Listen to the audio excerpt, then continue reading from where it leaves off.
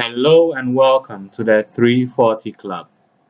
In today's video, we'll be solving this question. 8 to the power x minus 2 is equal to 2 to the power x minus 8. So the next step is to make the bases of the two exponents the same. So I'm going to change the 8 to a base of 2. So that becomes 2 exponent 3, all of that exponent x minus 2 is equal to 2 exponent x minus 8. So now I apply this rule which says a to the power x all to the power y is equal to a to the power x times y. So that means I can multiply the two exponents. So the left hand side now becomes 2 exponent 3x minus 6 equals 2 exponent x minus 8.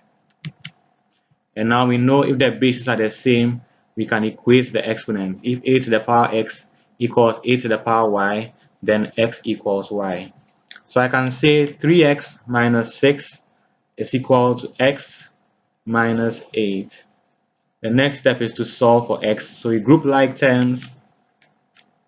3x minus x equals minus x plus 6. 2x equals minus 2. Therefore, x equals negative 1. So that's all for today. Thanks for watching.